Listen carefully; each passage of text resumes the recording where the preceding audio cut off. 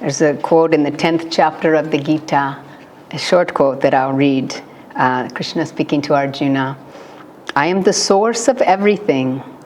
From me, all creation emerges. Realizing this great truth, the wise, awe-stricken, adore me. And I just wanted to sort of look at different segments of that beautiful, beautiful quote. You know, I am the source of everything.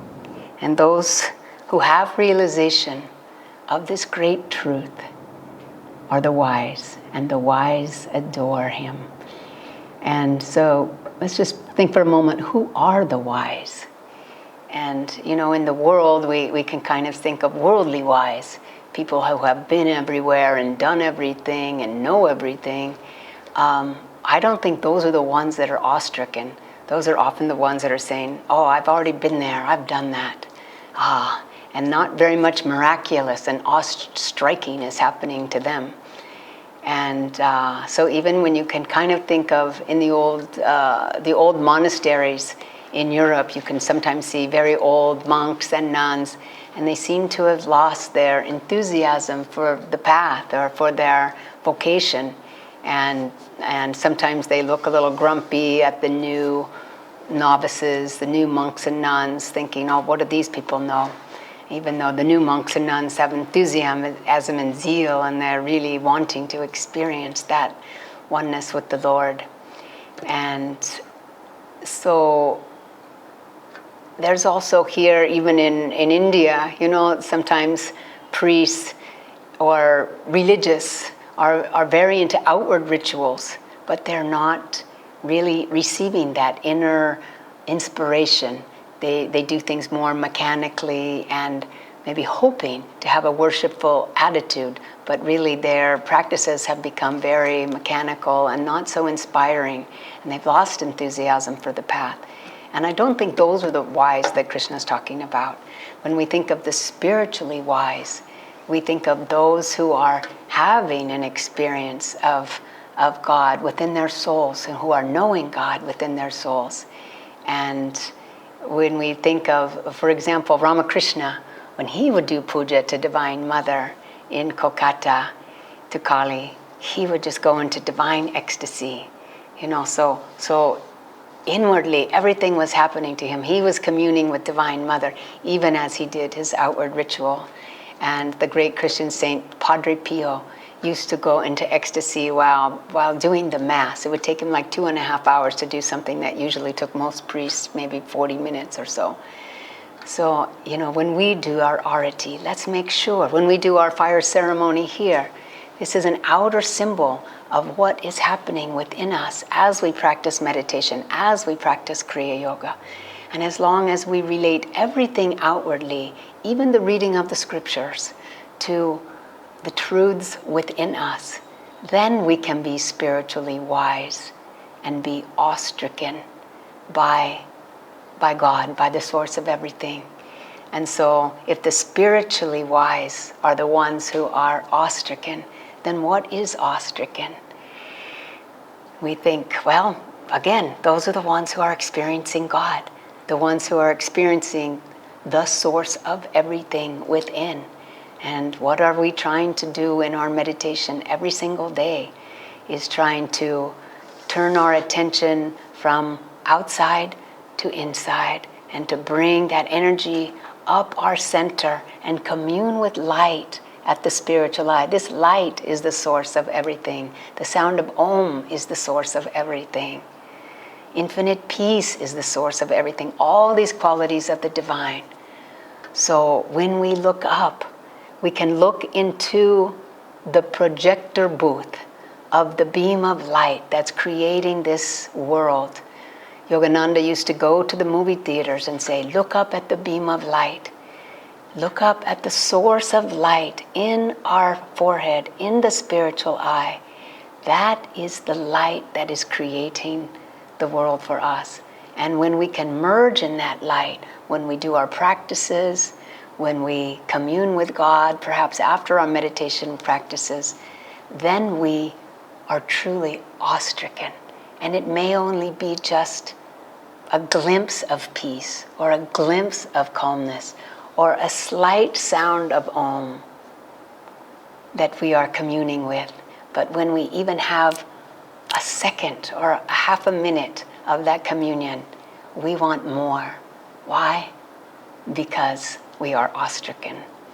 We have touched something, a smriti, of that source of everything within us, and we can remember that source of everything is within us. So then we become devoted to God, more and more devoted to realizing Him in our lives, whether that means devotion to our spiritual reading, our listening, our watching satsangs, our participating in satsangs, being more dedicated and loving in our meditation practices.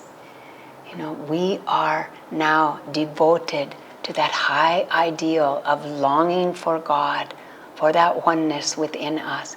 And what is that true longing for union, that true longing for yoga, that longing for liberation, for moksha? And every day of our lives we may not think, my goal today is moksha. But really, let's contemplate, let's introspect. What is the purpose of this life?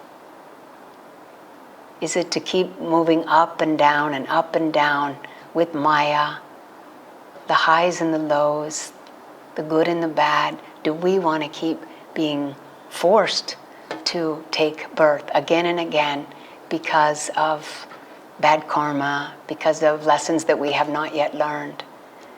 We'll have to go through suffering and death again and again. So actually, our goal every day should be moksha. And how to get there. The gurus have given us our path. They have given us devotion, technique, Kriya Yoga. In the Autobiography, Master quotes Keshavananda, who says, Kriya is the most effective device of salvation through self-effort, ever to be evolved in man's search for the infinite. They have given us these tools of how to turn our prana inward and bring it up, and how to merge in that light. Knock at that doorway of superconsciousness so we can become one with that light, with that bliss, Satchidananda. Because God, the source of everything, Sri Krishna, wants to share His bliss with us. And so, how shall I serve Thee?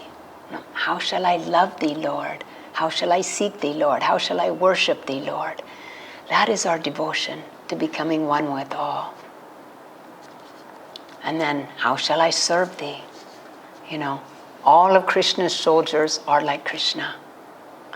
Krishna is the source of everything. We are also the source of everything. We need to realize that truth and share that truth with others, because that grace is flowing to us all the time.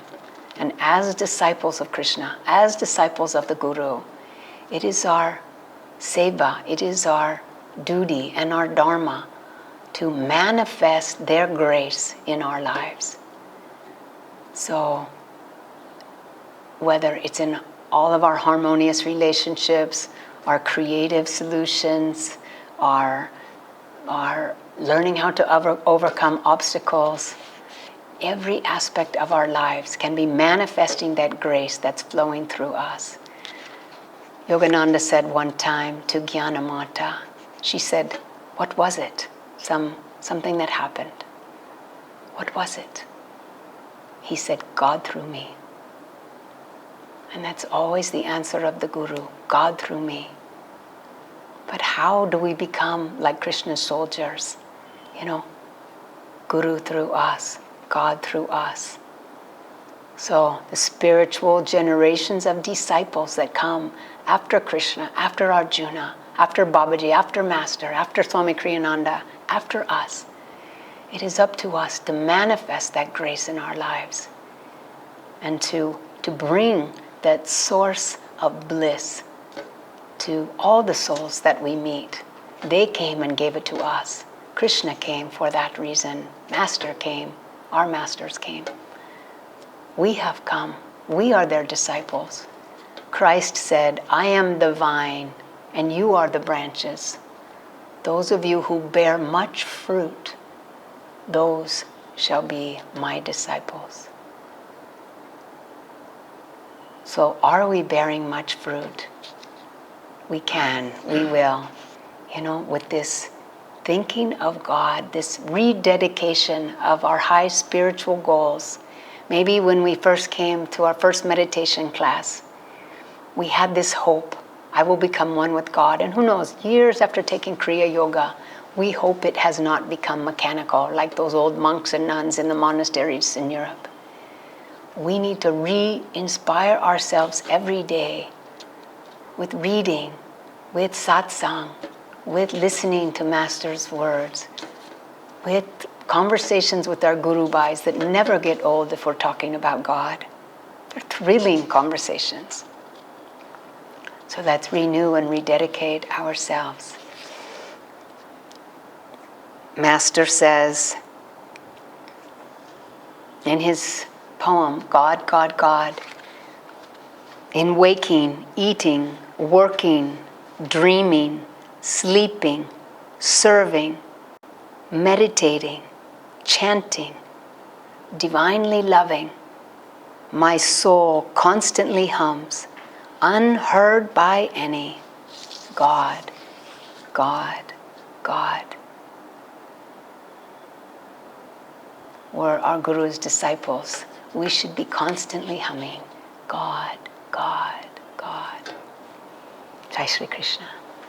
When I was just coming on the spiritual path, when I was 20 years old, I was fascinated by the stories of Sri Krishna as a young Krishna.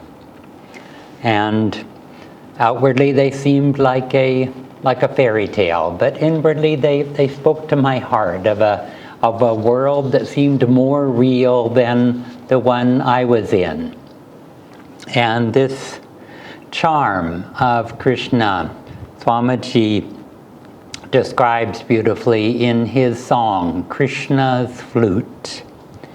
And Swamiji sings, your flute has called me to the fields. Now I've no place to live. Don't send me back rejected, friend. Whatever I call mine must end. All that I am, I give. And Krishna's flute calls us away from superficial, worldly influences, and he calls us into our own heart, and the heart's sweetness, and the heart's devotion, and this surrender of the ego. And Krishna symbolizes the infinite variety of God, of the irresistible, the lovable baby Gopala, and of the young Govinda charming the gopis into his lila, and of the all-wise Lord Krishna of the Bhagavad Gita, the ultimate friend and spiritual guide. A Krishna for every season, to teach us how to confront every challenge in every phase of life. And again in chapter 10 of the Gita, Krishna lays out the scope of God's all-knowing, all-pervading reality of joy. And he really pulls out all the stops here. He says, of my variety there is no end. I am the source of everything. From me all creation emerges. I am the true self, dwelling in the heart of all creatures. I am the beginning, the continuation, and the end of their existence.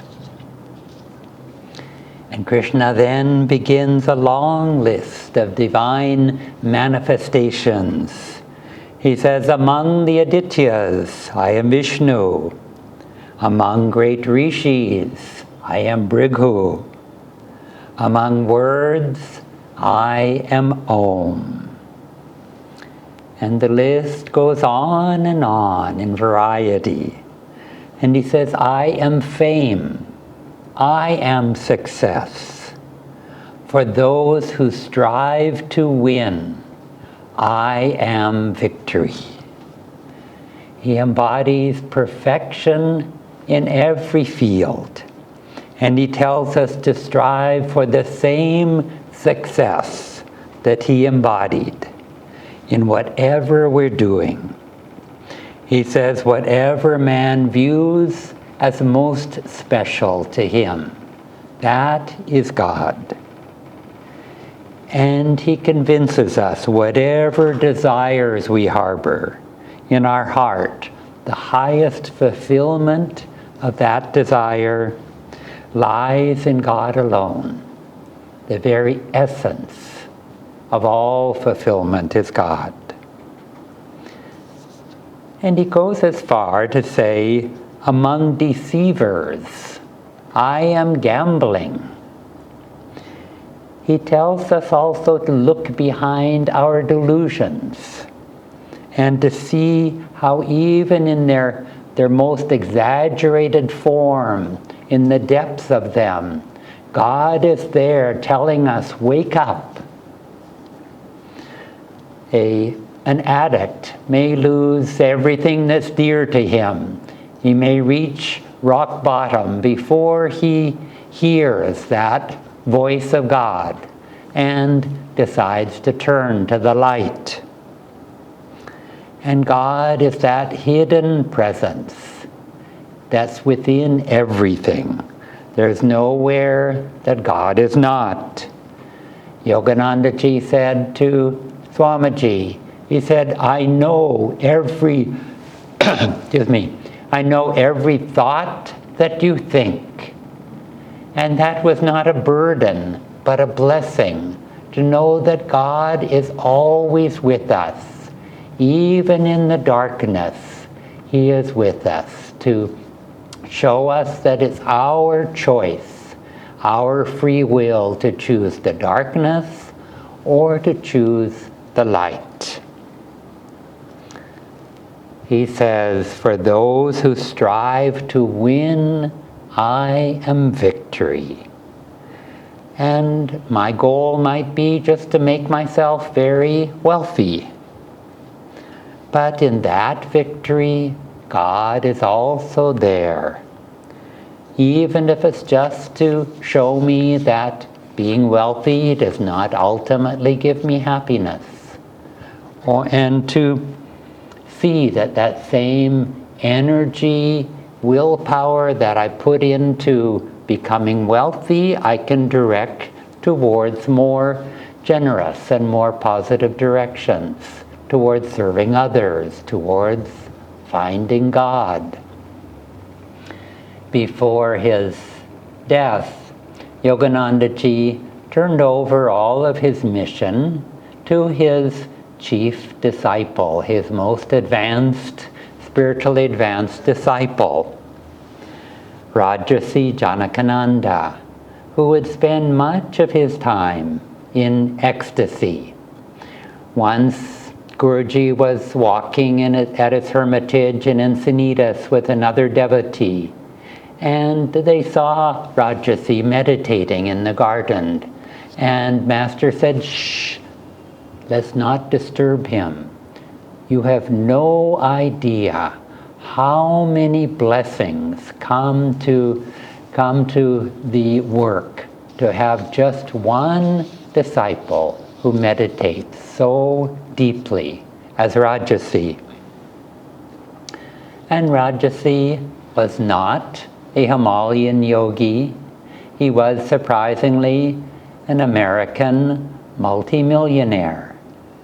And what he found is that he simply directed the same skills that made him wealthy. he directed them in his search for God, and he found success.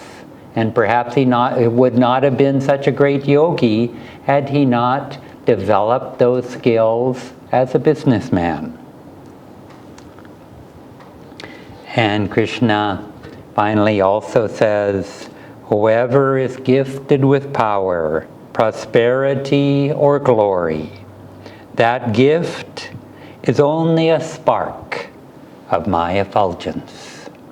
I permeate and sustain the entire cosmos with but a fraction of my essential being. When we dream, we roam in the subconscious. And to God, all of this outward creation is just a dream. Yogananda ji said that the reason God gave us dreams was to remind us of this fact, that when we finally awake in God, we realize that everything that has come before was just a dream of God.